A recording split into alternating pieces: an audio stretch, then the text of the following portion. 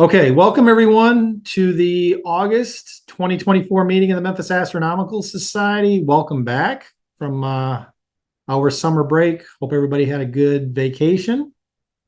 And now we get back to work. So we got a great program for you guys tonight. For those of you who are in the market for a smart telescope, we got a couple of our members who are going to be sharing some information, possibly doing a demonstration. So I'm a little curious myself. Before we get into the main program here, let's go ahead and cover a few club preliminaries. So I'm going to go ahead and share my screen. All right.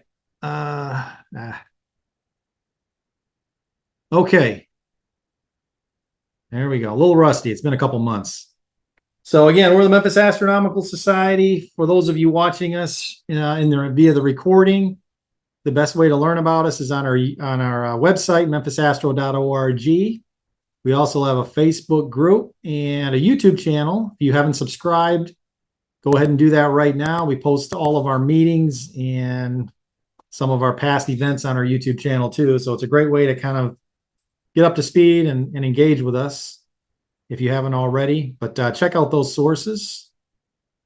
If you would like to join either as a member or just get on our email list to be notified of upcoming events, simply scan that QR code right there. Most of us have all of us almost have a smartphone now. So yeah, just scan that QR code and that'll bring up a separate page where you can either, again, join our list or our email list. You can also go to our website and just click the join button.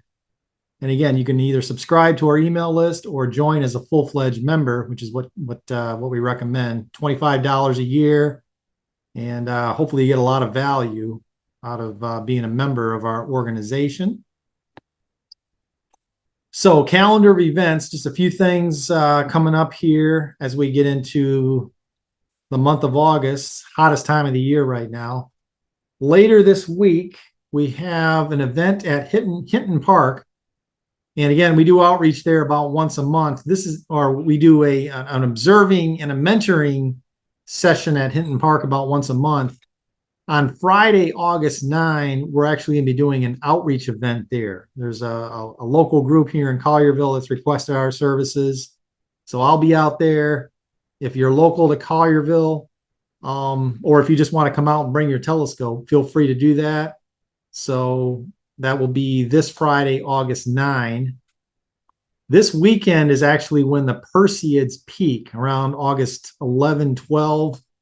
We don't have a specific event planned for that because we're getting into a first quarter moon, so we don't have any observing sessions scheduled this weekend. But for those of you who are into meteor showers, you might want to mark your calendar for that and just kind of get up to speed on when the peak would be. I think it's Sunday night, early Monday morning. So you might want to check that out. And then the 24th, we'll be back at Burton's if it's clear. That's our next dark sky observing session. So we got that coming up.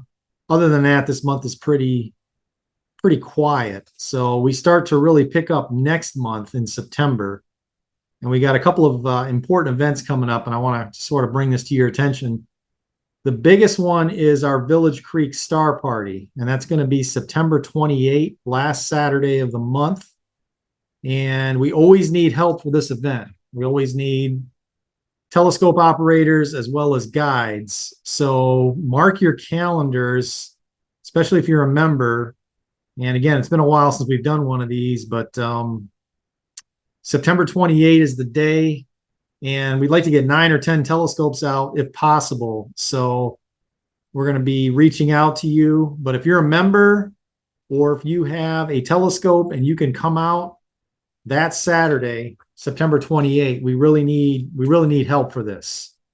So and again, Village Creek it's north of Forest City. So if you're going due west along I-40 toward Little Rock, exit 242 is Forest City. And then just north of there is Wynne, Arkansas. And that's where the Village Creek State Park is located. So we start an indoor program about 7:15, and then we do observing about an hour later from say 8:30 until 10:30. We have an objects list of some of the things that we're going to be pointing out. So it's been a minute since we've done one of these. We really want to try and slam dunk this one this year. So mark your calendars, bring out your telescopes. If you can't bring a telescope, volunteer to be a guide. Hopefully we get a turnout again this year, a good turnout. And for those of you who want to come early, we usually meet at Delta Q. Used to be a barbecue place. I think it's a sandwich joint now in Forest City. So we'll send email notices out about this, but essentially you come around 5:15, 5:30, have dinner for an hour at Delta Q, and then head up north to the Visitors Center in Wynne, Arkansas for the Star Party. So big day, September 28th. Let's all try to make an effort to come out, especially if you're a member and you have a telescope. Again, we'd like to get about 9 or 10 scopes, low, medium, high power. Try to get Stellina out there, do an indoor program with sky charts, constellation maps, and just some basic astronomy. This is one of our main outreach events. So beating a dead horse here, but September 28th, mark your calendars.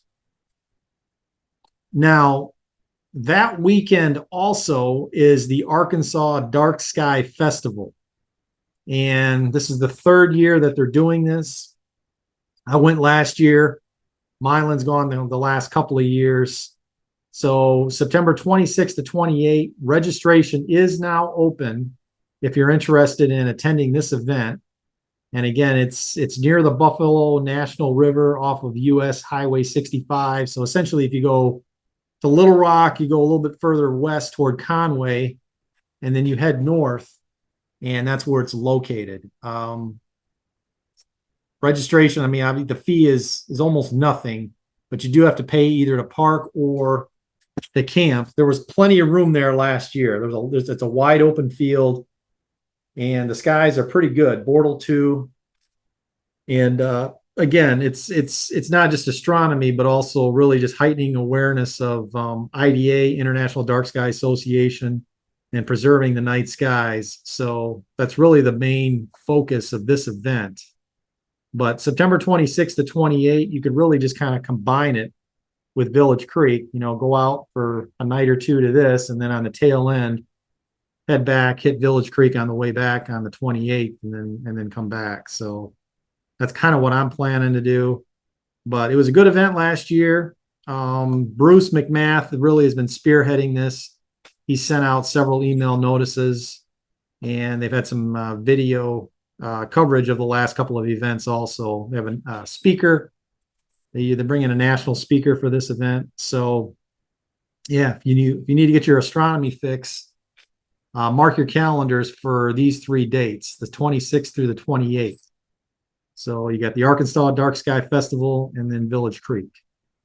And that is the website to learn more and to sign up. So, okay. All right, I'm going to announce a few members here. It's going to take me a minute. It's been a couple months. And again, if you're on tonight, welcome. If you're not, I'm not going to call anybody out or put anybody on the spot, but I just want to acknowledge some of our new members who have been approved for the last couple months. Bill Powell, Cooper Mears, Ron Mears, Ann Mears, Nicholas Bird, Edwin Fawn, nice to have you. Check out Edwin's presentation from the June meeting. He did the June program for our last in-person meeting. It was fascinating. And it's posted on our YouTube channel. So Edwin, welcome. Nice to have you aboard. Matthew McLean, Jackie Murray, VJ, I'm just gonna try not to mispronounce your last name. I won't even try, but welcome to the Memphis Astronomical Society. Wilmar Torana, Lisa Lewis, Elizabeth Hooker, Haley Gust, Alex Samuel, Jeremy Howard, Sanjeev Mittal, Vandana Mittal, and Bryce Kidd. I think that's it. So got a fresh slew of new members here. Just want to welcome all of you, and we're happy to have you all aboard as new members. So thank you for joining the Memphis Astronomical Society. And again, if you are a member, check out the Meteorite. We publish this each month. This is our newsletter, and we've got some good content in there. So check that out if you are a member of our organization. And I'll just point this out too. We've revived an old tradition, which is our summer picnic. And we did this on June the 29th. And that was a hot night, one of the hottest nights of the year, but we had a very good turnout and a lot of food, a lot of leftover food. Of course, it was at our members only dark sky site. So special thanks to Rick Honey, Merrill Miller, Kathy Miller, Steve Wright, and Les Deathridge, and everyone else who planned and brought food and came out and made this a great event. So after a 9-year hiatus, we're back, and we are planning to do it again, hopefully on a cooler night next time. But it was great to see everyone and to finally revive this tradition after 8 or 9 years of an annual summer picnic. So thank you again, everyone who came out. And a reminder that our next astrophotography group meeting is later on this week. It's August the 8th, this Thursday, 7 p.m. Steve Wright is hosting. And again, you can catch up on past meetings on our YouTube channel, Memphis Astronomical Society. And again, this group is doing some really exciting work. We have a form on our website that you can fill out if you want to get in and sort of list topics that you're interested in learning more about. But if you're a paying member of our organization, Memphis Astronomical Society, this is one of the member benefits that you can attend this meeting live and get mentoring and guidance, if you will, on astrophotography. So for those of you who are part of this group, this Thursday, 7 p.m., August 8th, and the Zoom link will be emailed to you. It's also, I think, on our Slack channel. So mark your calendars for that as well. Okay, we also have fall elections coming up. That's in November, but August is when we sort of announce that this is coming up. All positions are in play if you want to run for, whatever, president, secretary, treasurer, VP of programs, observing, or just be a regular officer. We do have a couple of members stepping off the board this year and they need a break. So we always need a couple people to step up. So if you're a member and you're interested and available in serving on the board, consider doing that. We do have a nominating committee that will go around and kind of solicit interest.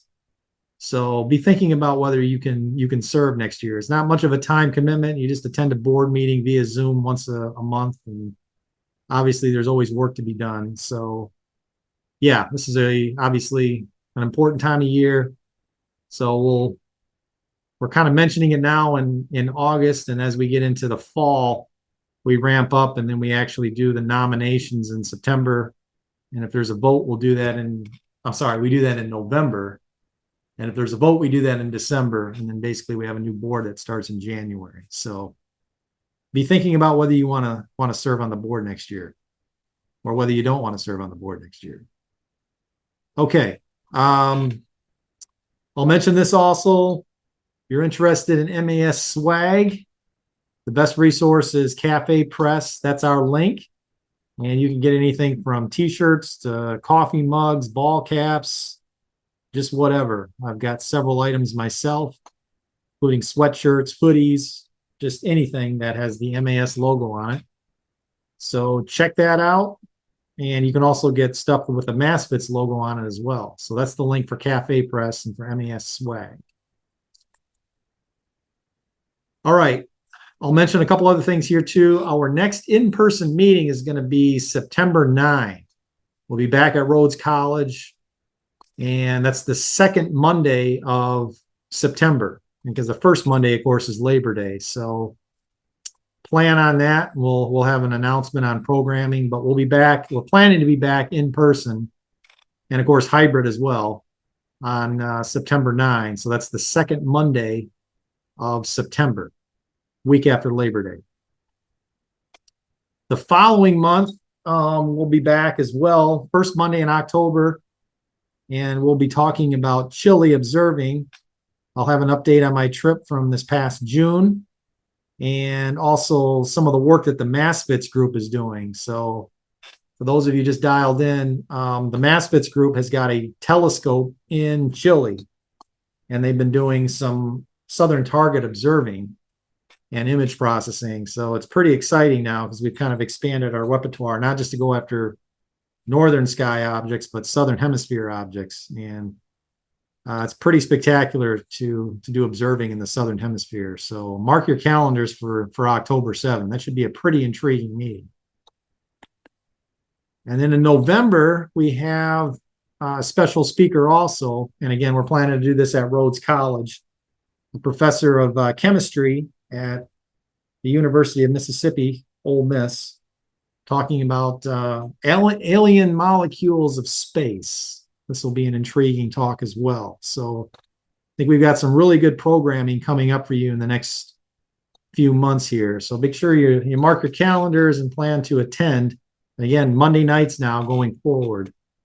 So those are the dates for our next meeting, for our next meetings, if you will, for the next 3 months.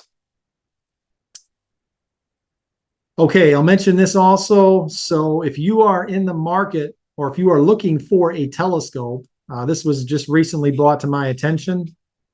So this is a 10-inch Dobsonian SkyQuest. It's only a few years old, has very little use. Some of the add-ons as well, including a carry bag and some other accessories. So this is the best way, if you will, to buy a starter scope. I mean, I get this question frequently: what's the best type of telescope to buy, and where do I get one? This is it right here. In fact, I've got this exact telescope behind me. Let me share my screen here.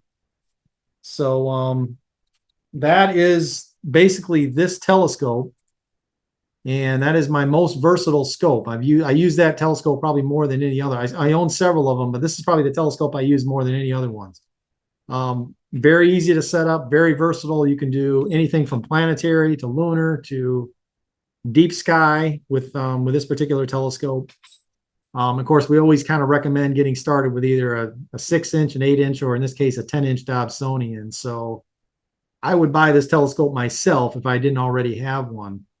But if you or someone you know is looking for a good starter telescope, this is it. This is a great opportunity. So asking price is $700 or best offer, and it looks like a great opportunity. So if you're interested, there's the name and email address. Reach out to her directly right here in Memphis. You know, it's a situation where somebody bought a telescope and it's just kind of been sitting upstairs and in a room or an attic somewhere, and it's time to move it. So yeah, we don't get these opportunities very often as far as these types of telescopes that people are looking to sell. So you know someone, or if you're interested yourself, then pass this information on. Telescope for sale. Okay, and with that, I think we're going to go ahead and jump into our main program tonight. Speaking of telescopes, they've gotten more sophisticated in recent years, and several of our members have invested in smart telescopes, and we've seen them in action at some of our outreach events. And with that, I'm going to go ahead and stop the share here, introduce Milan as our speaker. And Milan, are you ready to go with your program? Sure. All right. I'm just going to go ahead and turn the meeting over to you and kind of let you take it from there. So welcome, Milan. The floor is yours. All right. Thank you. I'm going to go ahead and share my screen.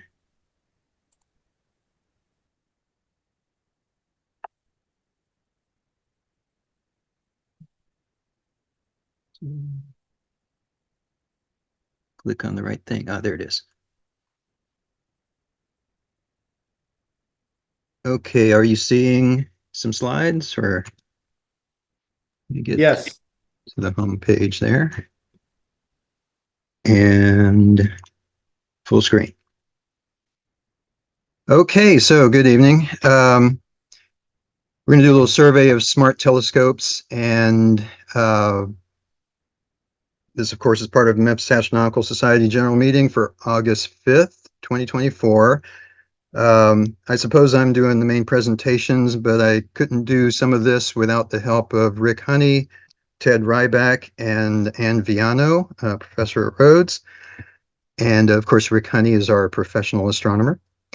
We each have a smart telescope, and each one of us has a different one.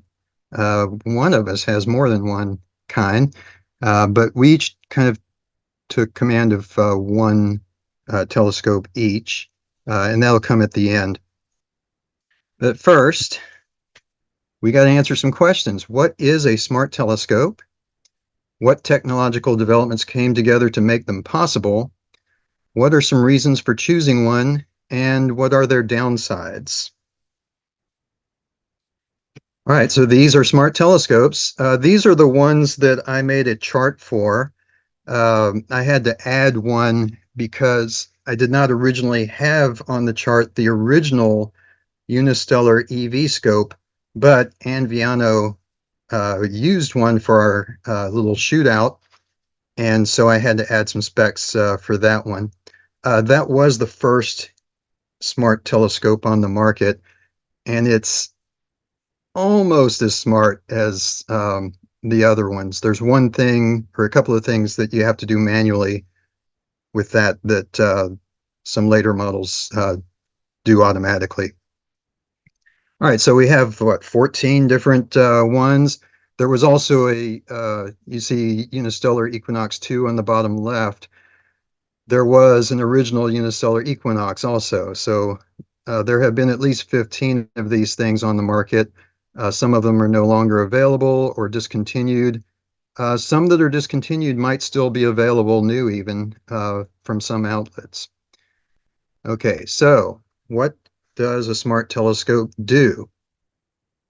Well, we've had go-to capability for a long time. Uh, Before that, we had tracking motors, just a motor that if you had an equatorial mount, would turn the right ascension axis so that whatever the scope was pointing at, it would stay pointing at that thing even as the world turns. And then a little bit of smarts came in with go-to. So sort of a little computer, usually in the handset, that has a database of objects in the sky and what their locations are. Um, and with that, you have to also align the scope to the sky. So you'd have to input GPS coordinates and the time fairly accurately. Um, and you'd have to point the telescope, whether it's an alt-az mount or an equatorial mount, you have to point the telescope at a star or two or three or four just to confirm to the brains inside the handset that yes, you're actually pointing at that thing. And then your pointing accuracy would improve the more stars you add to that. Of course, it helps if you're going to do that to know some of the stars that are in the sky. So that's one drawback for a newcomer. If they don't know the sky, it makes it a little challenging to set up a go-to telescope. Although you can get lucky if the thing points accurately enough and you say, well, that's probably the right star, then you can go ahead and tell it, yes, that's it, and hope for the best. Another thing is Wi-Fi operation of a telescope via an app. So there has been that development before smart telescopes, but this is another thing that's integrated into smart telescopes. Digital cameras, this is a big one. They've become more sensitive. Uh, they've been improved in their sensitivity. So you need that because the things we're pointing at are usually pretty dim, and you need a camera that will, whatever photons hit the pixel, it'll register. If you only have 50% quantum efficiency, you're only registering half the photons, it's not going to be so great. But cameras now are over 80%, some of them around 90% efficiency. Motorized autofocusing. Now, this is the one thing that I mentioned the EV scope wasn't quite as smart as the others because it doesn't have, well, some of the models, the first models and a couple of the current models don't have motorized autofocusing. And they also, a couple of them have to be collimated. Okay, auto align, that's what I was talking about. Point the scope at a star, you tell the scope, yes, you're on that star. Well, Celestron developed something called they call it Star Sense. It sort of has, there's a database of star patterns, and when the scope is pointing in the sky, it sort of recognizes that pattern of stars, and then it kind of knows where it's pointing. Astrophotographers call that plate solving, but the auto align function that Celestron uses also adjusts the pointing of the scope accordingly. Automated dew control, not all of them have it, I think, but it's handy to have. Automated is if you have some sort of sensor that detects the humidity and temperature and so forth, so that you're not going through your battery power overheating your objective. So if you have that kind of a sensor, you still get the dew control without taking all your battery life away. Then, okay, I mentioned we're looking at dim things a lot of the times, those faint fuzzies, deep sky objects. And it helps if you have a scope that has a fast focal ratio. So Celestron, some of you may be familiar with the Raza telescope that Celestron developed. The reason their smart telescope is called the Origin is that that was the overarching project that Celestron was working on, and along the way they developed pieces of what would become the Origin. One of those is the Star Sense Auto Align. Another one is the Raza telescope. So some of you, I think some members even have like an 8-inch Raza. It's a really fast scope, around f2. And the one that's used in the Origin is f2.2. So it's the fastest of all the scopes. We'll get to that. And then image processing. Regular astrophotography, you take all your files and you bring them into your computer, and you have this high-priced software that you plug it all into. There is some free software out, but kind of the standard these days is not free. And you take all those frames and calibration frames, and you put it all together, and then you tweak well, so many things, the histogram and so much else, to finally produce an image. Well, that might be a little overwhelming for newcomers, at least. There is definitely a learning curve to all that. And a couple of the scopes have artificial intelligence to do image processing if you opt into that. Okay, so are these smart telescopes?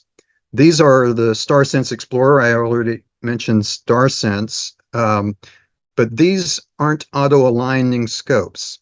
They use your phone. So none of these scopes has any electronics, no motors, but there is a tray on which you place your smartphone, and all the smarts is in your phone. There's an app, and by pointing the phone at the mirror, once it's in the tray, the phone camera points at the mirror.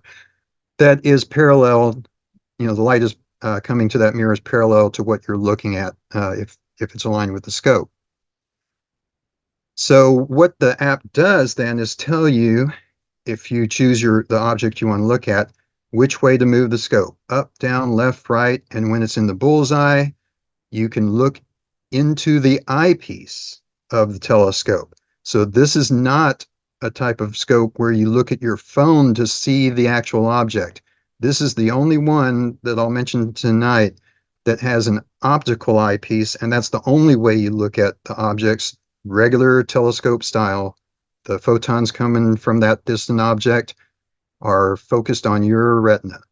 So not electronic viewing at all. It is a regular optical telescope, but you get the guidance of the app because it does that thing I mentioned earlier, plate solving. So it knows what it's pointing at, and it knows how to direct you to move the scope. There are some members who are doing something like this outside of the Celestron world. They're putting together their own devices and putting them on their favorite telescopes. I think all of them right now are Dobsonian telescopes. You see Celestron does have some Dobs. Those bottom left three are your regular kind of Dob, and the right three on the bottom are tabletop Dobsonian telescopes. The top row, everything's on a tripod. So you have three refractors, and then two regular reflectors, and then you even have a Schmidt-Cassegrain 5-inch using that technology. Okay, but this doesn't track, right? It isn't go-to, so I'm not going to discuss those further.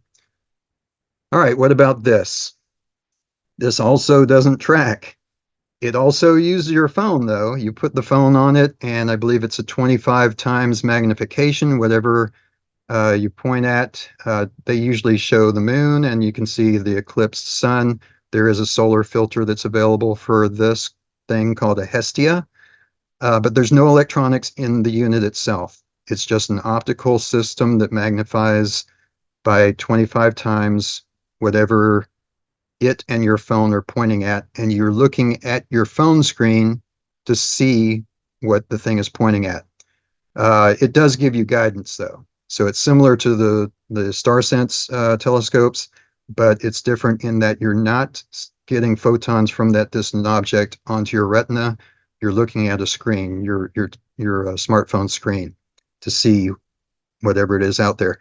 And it can only really do brighter objects. So I already mentioned the sun and the moon.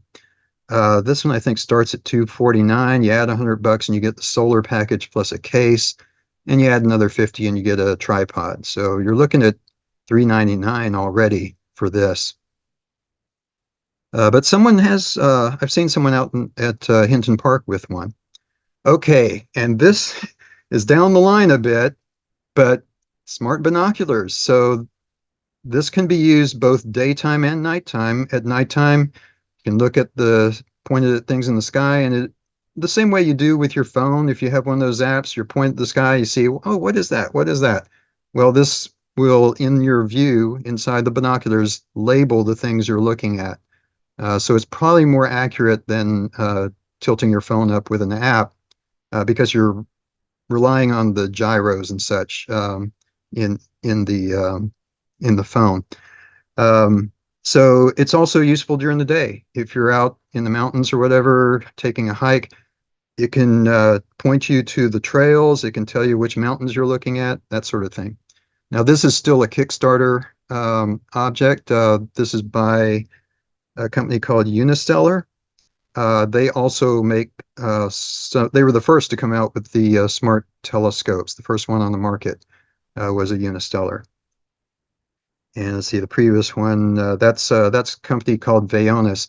And both of these companies, Vaonis and Unistellar, are French companies.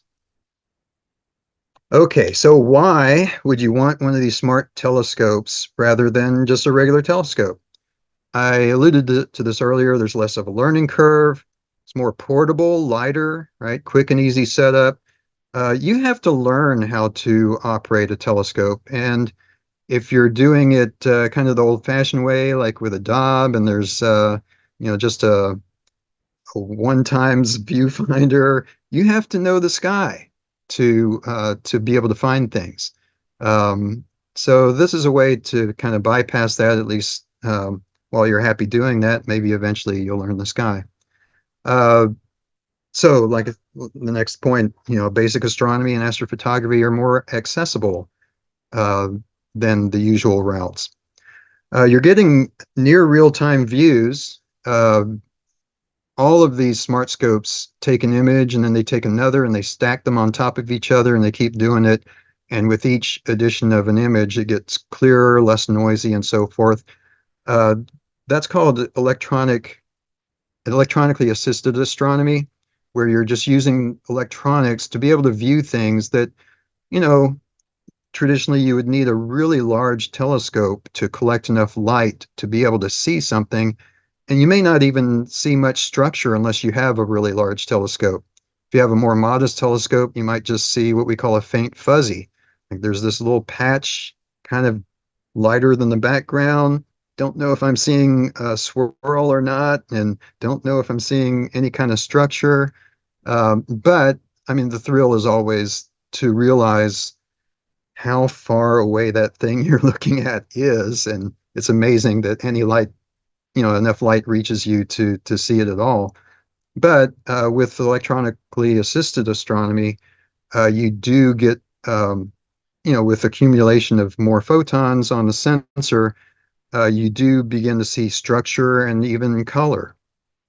So that's an advantage. Since it's electronic, you're able to share your images easily, and you don't have to learn image processing if maybe you're not wanting to dive all the way into the astrophotography pool.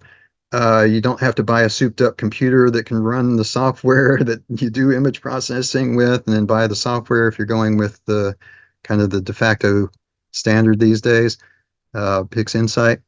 Now, at least a couple of the brands have artificial intelligence for the image processing, but it's all automated. You don't have to do anything yourself. Okay, are there downsides? Well, of course, right? One thing is all of these scopes are altitude azimuth scopes. That means they only slew left and right, up and down. So they're not intrinsically polar alignable, although a few of them can be polar aligned. One or two of them designed to be able to do that. One, you kind of can trick it into doing it. And then the other one is future development.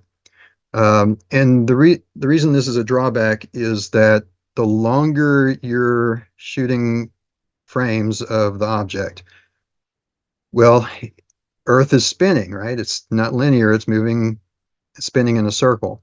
So the orientation of the objects changes over time. And I'll show you examples of field rotation. You'll get a better sense than if I try to explain it. Um, and if you take long exposures, you'll get streaks, right? So you have to keep the exposure time has to be short. The longer the focal length, the shorter it has to be. And you end up with field rotation if you take enough frames over a long enough period. These things are all-in-one type units. So if something fails in there, if it's the camera that fails or something that moves filters around fails, or a motor fails, or anything, the autofocuser fails, if any of those things fails, you have a paperweight, right? So that's one drawback anytime you have something that isn't modular. And that gets to the next point. Traditionally, we have more modular systems. You have a separate camera, separate scope, separate mount, and you can swap around. If you have more than one scope, you can change scopes out or change cameras out depending on what you're trying to do. The current products have relatively short focal lengths, and to see planets, you need a long focal length. Typically, when I shoot planets, I'm at 1900 millimeters focal length, and the longest focal length of any of these scopes is 450. So you're about a quarter of where you really want to be for planets, and that's why none of these are recommended for planets. You're better off with a modest refractor or some other type scope, a Dob, if you want to look at planets. Okay, and there's just something really cool about putting your eye to an eyepiece and getting those photons from that distant object. They've traveled thousands, maybe millions of years before they hit your retina, and they only hit your retina, right? You're the only person getting those photons. Um, and you can get more of an immersive experience if you have a wider apparent field of view eyepiece. You almost feel like you're there with some objects. And another drawback, all of these use screens, right? You're using either your smartphone or a tablet. And if you're at a dark sky site or a star party, uh, that light is not usually welcome. So there is one brand that makes a couple of scopes that have an eyepiece, but it's not an optical eyepiece, it's electronic. So you're still looking at a screen, but it won't be ruining everyone's night vision. You might have to start it up with your phone, kind of hide it inside your jacket or something, and then turn your phone off and use the electronic eyepiece. Okay, so here's some examples of field rotation. This is the Pleiades, and it's not too evident. Like I said, the longer you shoot, the more evident it'll be. So you can see on the edges, especially that right, bottom right and top right, you can see like a sliver that just ain't right. That is caused by field rotation. I have a couple of more examples. Here's the Andromeda Galaxy, and it's really evident there, right? But if the target isn't too big, what I do is I take the image on my phone or iPad and I rotate it. I edit it by rotating it and clip off those edges, and then I'm pretty happy with that. But that is an issue. And here's one more. This is the Rosette Nebula. And again, this is like 615-second exposures. So there was a lot of rotating going on by the time that session was over. But again, the target doesn't go all the way edge to edge, so I'm still able to rotate that and get a decent image, at least by my standards, right? Other people have higher standards than that. Okay, so there's a tool you can use called Astronomy Tools, Field of View Calculator. I'll give the website at the end. And you just plug in what telescope you're using, if it has it in its database, like Celestron Origin was in the database, all I had to do was click on Celestron Origin, and it automatically input the focal length and aperture. And then I knew that the Origin used a 178 camera, so I clicked on that, and it plugged in the resolution and the pixel size. So that was pretty easy. And I have a bunch of rectangles down there showing the moon. And these are basically all the fields of view for the telescopes I showed earlier, the smart telescopes. Notice that smallest one, the yellow rectangle, doesn't quite get the whole moon. That's the original EV scope. And there's a legend to the right. So uh, I'll go with the big one first. The big red rectangle on the outside is the dwarf 2. That green, yellowish green rectangle just inside of that is the dwarf 3. The C star is the only one that has the portrait orientation. So it's that green vertical looking rectangle. Keep going in with the 585, that would be I think that's the Vaonis Vespera 2. The next one, the 676, is the Vaonis Vespera Pro, and it's the only one with a square sensor, the purple square there. The blue one is that's a Stellina. Okay, so it uses a 178 sensor, and it has an 80 millimeter aperture, 400 millimeter focal length. Then the unistellar, all of the unistellar scopes have about the same field of view, and that would be that kind of yellowish, it's hard to see on my screen here. And then the white square, the second smallest thing, yeah, that's the unistellars. Oh, yeah, the smaller one is the original, and then the next one bigger is the more updated ones. And you can go and play. I just put the moon on there, but you can play, and I did, but I just ran out of time, so I didn't insert all the different objects you can see. But we'll get a sense of that anyway because we actually shot some objects, and I'll show you the results of that. Okay, so these are the unistellar lineup. The first one was the unistellar EV scope, the one in the middle. These are in order of price from left to right going higher. Um, that first one has that smallest field of view that doesn't quite cover the moon, but the other four get the moon. The Equinox 2 and the EV Scope 2, you have to manually focus the telescope. It does not autofocus. And you have to collimate the telescope. You'll notice that the three on the right have that electronic eyepiece. That edition is a big jump in price, which we'll see later. And then we have the Odysseys, both the regular Odyssey and the Odyssey Pro. They're smaller. They do autofocus. You should not have to collimate them. They should be able to hold collimation. They're designed to be, worry-free.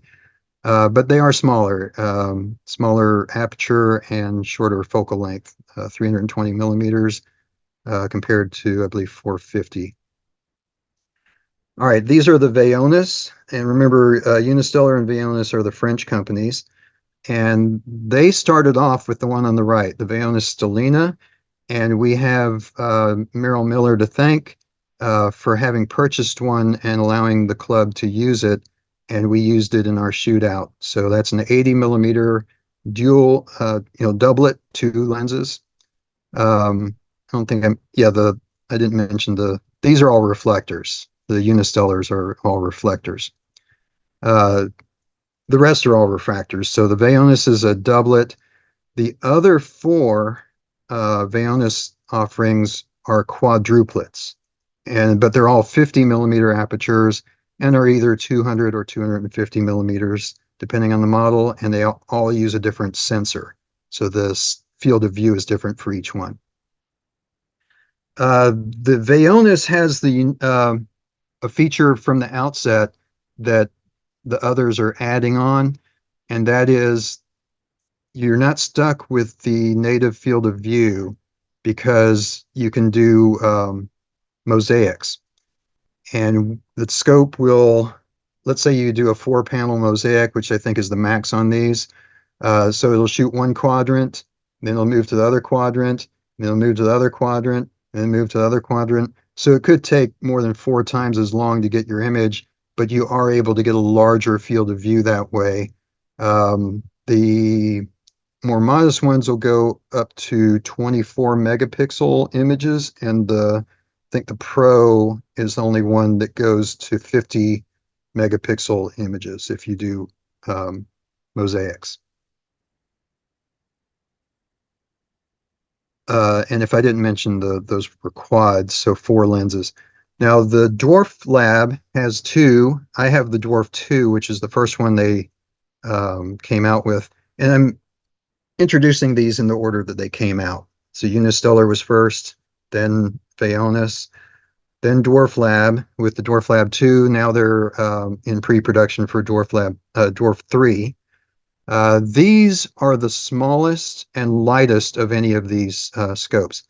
So a lot of folks, one reason that people opt to get these is they either are reaching a certain age where they no longer want to haul heavy stuff around and put it all together. They just want something light, simple, and easy. Also, someone who might have some disability where they just can't lift heavy things could still enjoy astronomy and or astrophotography with something that's light, easy to set up. So Dwarf 2 has the smallest aperture of any of them. It's 24 millimeters. The Dwarf 3 will bump up to 35 millimeters, and they have the shortest focal lengths also. 100 millimeters for the Dwarf 2 and 150 for the Dwarf 3. That gives them the largest field of view of any of the scopes on the market. They're the lightest things. I think they're the only thing really that you could go to the mountains and go camp, backpacking with the thing in your backpack and camp on top of a mountain and do some shooting, from on top of a mountain.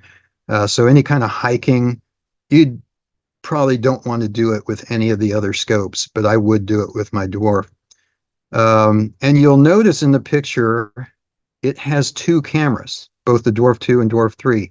There's a telescopic camera, and then there's a wide angle camera that's about 50 degrees wide. Um, so the Dwarf 3 has a capability that the Dwarf 2 doesn't with the wide, and that is you can do longer exposures, even do Milky Way shots with the Dwarf 3. Also, these scopes can be used for terrestrial use, not just celestial. So you could go to a national park, let's say, or if you're at the Olympics, you see an athlete on the field or you see an animal out, across the way, and you can point the scope at your target and have it follow whatever it is. Could be a wolf or a bear, could be a sprinter.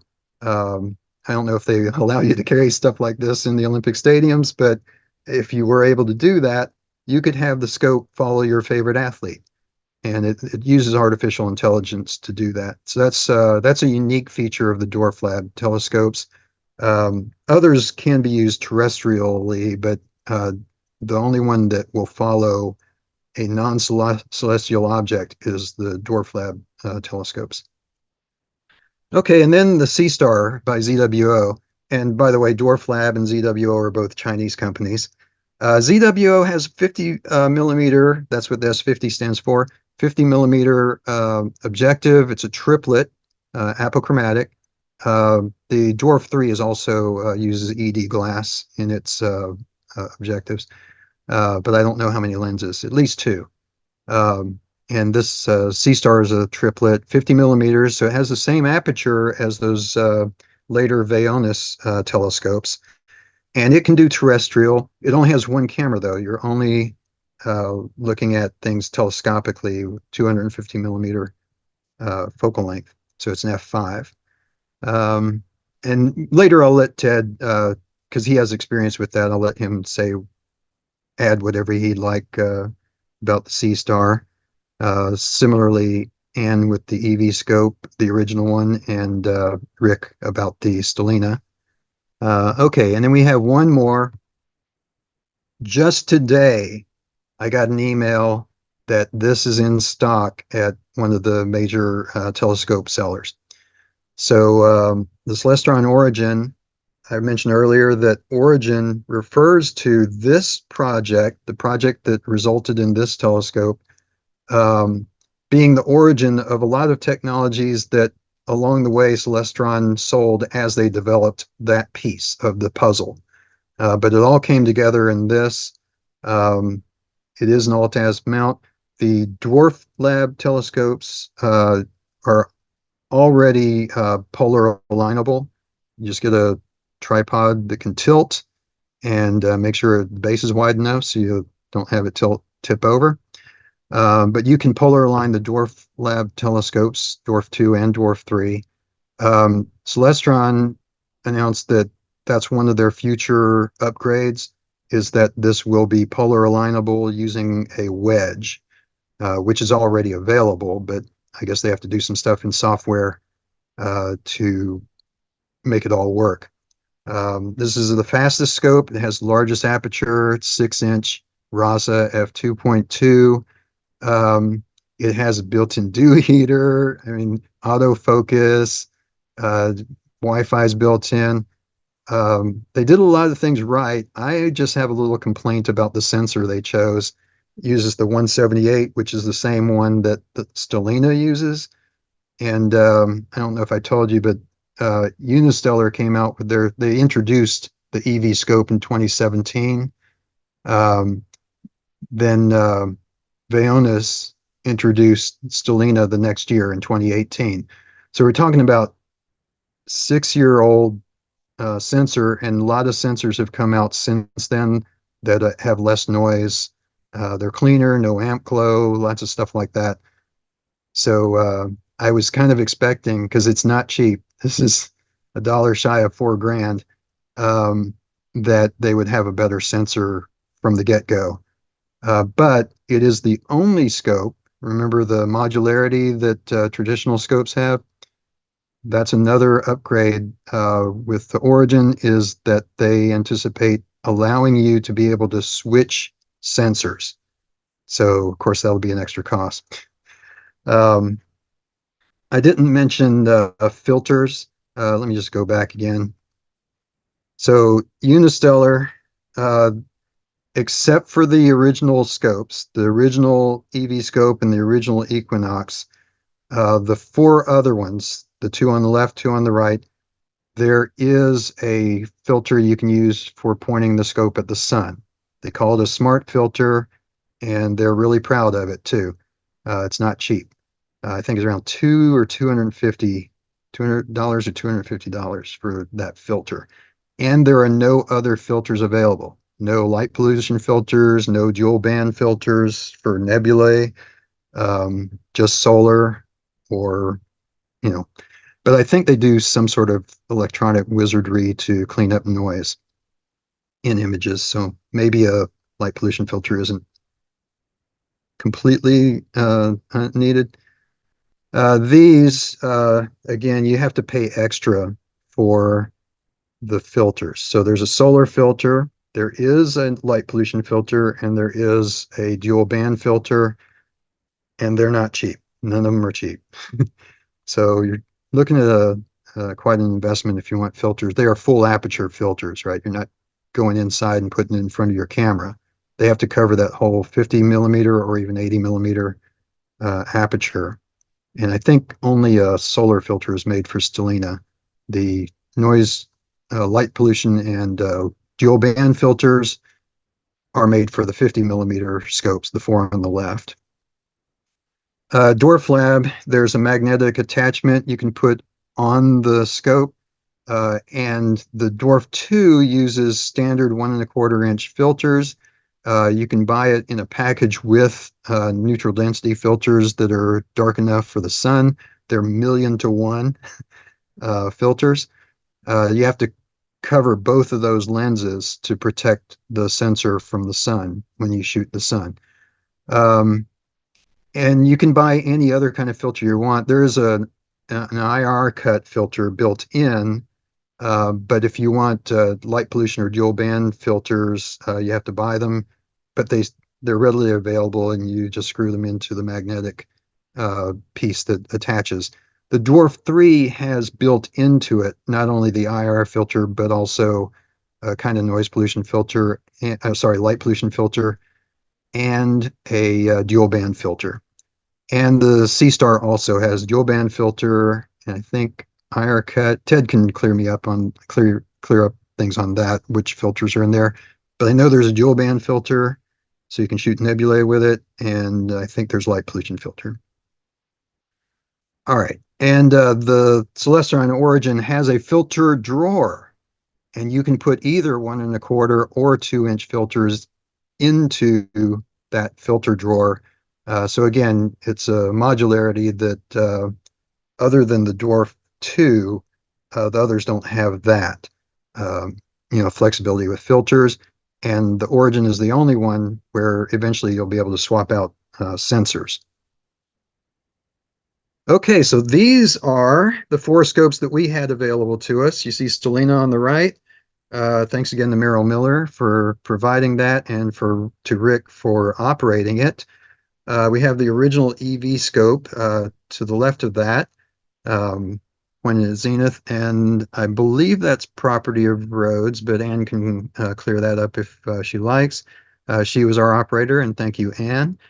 Ted Ryback was operating his ZWO C-Star, the shortest thing on the asphalt there, and then and mine is only taller because of the tripod, the Dwarf 2 on the far left.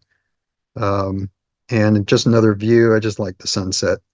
So the same four scopes, different angle, from left to right: Dwarf 2, C-Star, EV scope, the original, and Stellina. So those are the first two offerings from those French companies, Unistellar and Vaonis, respectively. Well, all four of them are first offerings. the two on the left, Dwarf Lab and ZWO. Okay, so this is what we got. M57. And I ran out of time, so they're not labeled, but I'll just tell you they're in order from left to right, top row, and then left to right, bottom row, in the order that the scopes were on the market. So top left is the Unistellar EV scope looking at the Ring Nebula. It's a tiny object, but with a small field of view, you can see some detail that maybe you can't see in a larger field of view scope. To the right, that's Stellina's view. So see the aspect ratio is a little different, and it's a little bit larger field of view. Bottom left is the Dwarf 2. That's 3.21 degrees wide and 1.81 degrees tall. And the Ring Nebula is only like 1 or 2 arc minutes, I think, tall. So it's a small target, and it looks that way in my field of view. Um, you'd have to crop that image to get anything close to what the others show you. And then bottom right is the Sea Star image. Yeah, so a little smaller field of view, so you get a better view of smaller things. All right, so a little bit bigger object. We have M5. M13 was a little bit high, possibly for the Sea Star to point at. A lot of times alt-az mounts have difficulty pointing towards zenith and tracking an object. So I think the Sea Star doesn't like to go above 80 degrees, and M13, which we all would have liked to have gotten, is the Hercules cluster. It was just too high, so we chose M5. And again, top left, Unistellar EV scope. Top right is Vaonis Stellina. Bottom left is the Dwarf Lab, Dwarf 2. And bottom right is the ZWO Sea Star. And thankfully, the Sea Star gives labels what we're looking at. So in case I forgot, you just look at the bottom right of the Sea Star image and you'll see what we're looking at. We shot 4 objects. The third one here, a little bit larger than M5, is the Whirlpool Galaxy M101.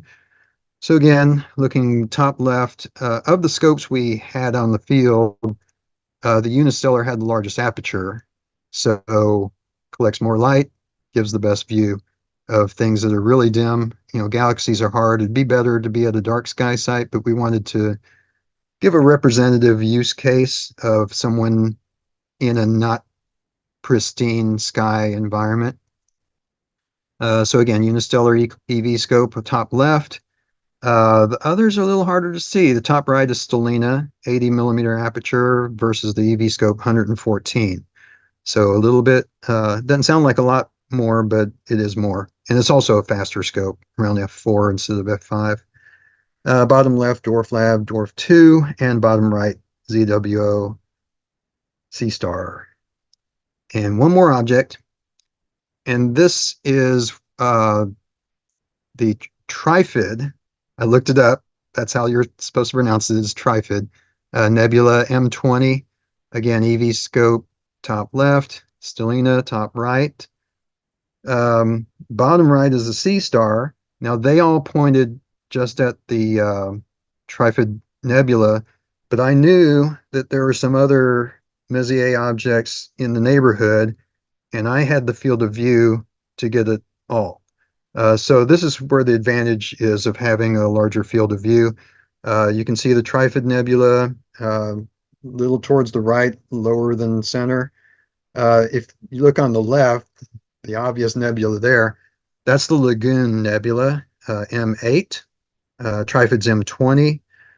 And then if you go up to the right of the Trifid in the bottom left image, we're looking at M21, which is a star cluster. So having the 3.21 degrees by 1.81 degrees helped for this kind of a capture. I could also get the Andromeda, Rosette, things like that, which I showed earlier. Those images I showed earlier were with the Dwarf 2. But that night, I polar aligned my Dwarf 2 for the first 3 targets.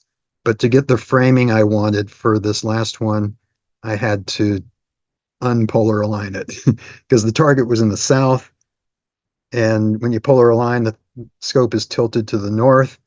So imagine sitting in a recliner and there's something behind you. You tilt your head back, but eventually, when you roll your eyes up as far as you can, you're seeing your brow and not what you want to see. So that was the case when I first tried the slew to the Trifid. And so I reconfigured and got the shot that you see. All right, so here's a chart that summarizes most everything I talked about. What I'll do is I will post this on our Slack channel. So if you're not on our Slack channel, um, get on it and you'll be able to grab this image. Uh, all 14 telescopes and their stats, as many as I could get. Some of them companies kind of stingy about letting you know what sensor it is in the Odyssey and Odyssey Pro. So that's why there are question marks there. I don't know what the sensor is, but I put the number of megapixels that they advertise. I don't know how they got those numbers because I tried crunching numbers and nothing worked. So they might be getting those numbers through some electronic magic.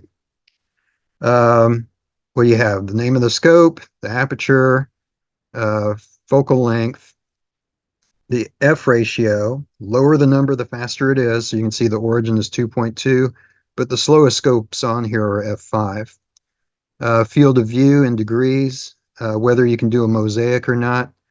The resolution in megapixels, and I knew the sensors for all but two, so I can give you the dimensions, how large the pixels are. Arc seconds per pixel. Pixel scale is another important consideration. In traditional astrophotography, you typically want a pixel scale between 1 and 2 arc seconds per pixel. And you can see the top, 6 of them are above 2, and several of them are close to 3. That's not a disaster, but it just means that you won't be able to capture as fine detail as you might if you had a smaller pixel scale. Yeah, so there's a trade-off, right, between field of view and how fine detail, but you're always limited by whatever the sky gives you anyway. So even if you have a scope with 0.93, like the Odyssey and Odyssey Pro, um, maybe the sky won't give you 0.93. It might be a 2 arc second per pixel sky. But if you have good skies, then you get the benefit of that finer pixel scale. Is the scope polar alignable or not? And I think I already covered that. How much storage? The Dwarf 2 uses an SD card. So it comes with a 64 gig card, but it can take up to 512 gig. Um, Most of the rest, they have an internal storage uh, that you can't change. And then the Stellina, you can put an external storage on that, I believe. But if I'm wrong, Rick will correct me. Battery life, all of these you can hook up an external battery if you need longer than what's stated here. This is just for the battery that comes with the unit. Um, the Dwarf 2 is the only one that has interchangeable batteries, but then with Dwarf 3, they have a non-replaceable battery like the others. So how much they weigh? Again, the dwarfs are the lightest. Next would be the ZWC star. And then the unistellar scopes, like the 8.8 pounds and 15.5 pounds, 15.4 pounds, those are without the tripod. So you add 4.4 to 5 pounds if you want to include the tripod. The weight on the origin is tripod, mount, and scope all together. So it breaks down into manageable pieces if you're considering one of those. Uh, some of them aren't available anymore. Stellina, it appears, is discontinued. The original EV scope and the the other scope, the Equinox 1, aren't available anymore. Although I saw an Equinox 1, see, Explore Scientific sells Dwarf Lab, Vaonis, and Unistellar scopes. And they had the Equinox 1 with a backpack available last time I looked on their website. Um, they don't sell ZWO or Celestron, but they're easily enough. They're found easily enough by your major telescope dealers. And then the prices on the right, I can't read them to you because that's where all the people's faces are on my screen. But again, if you go to our Slack channel, you can grab this chart. And here are some websites. So the top one, Astronomy Tools for Field of View. Then the various companies, Unistellar, Vaonis, Dwarf Labs, ZWO, and Celestron. And there is someone who did sort of a chart like I did, except he got a lot of information wrong. So I wouldn't go to that website for the chart unless he updates it. But the textual descriptions are useful. All right, that's it. Thank you so much. I hope I didn't talk your ears off.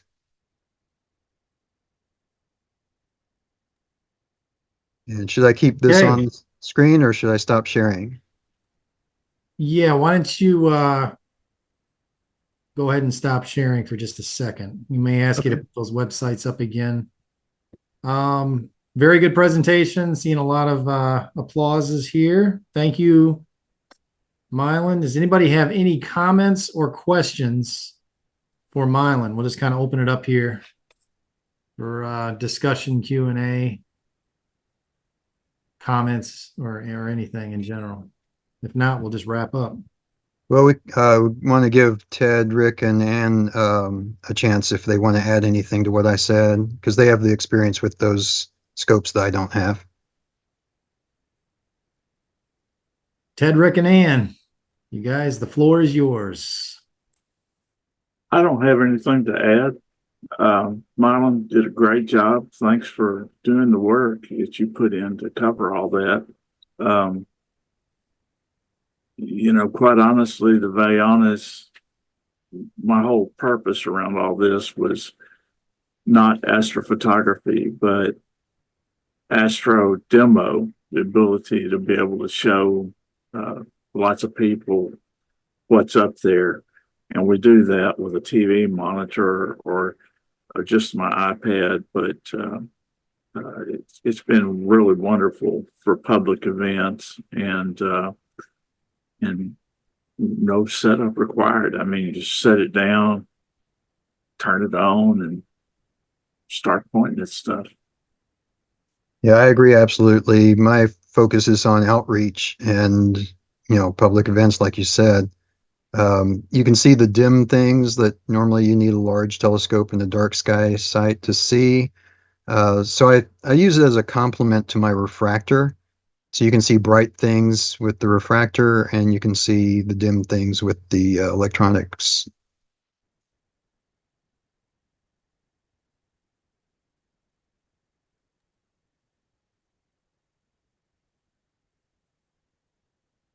All right, anybody else? Very good. Okay.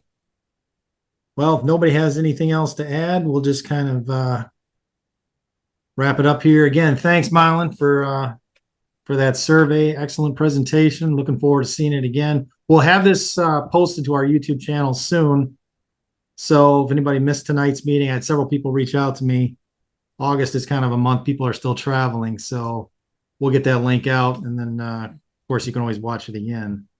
And yeah, come out to some of our outreach events. You'll see some of these scopes. I know Milan has had these on display several times for some of our outreach events. So the world of EA has really changed the game of outreach for astronomy. So all right.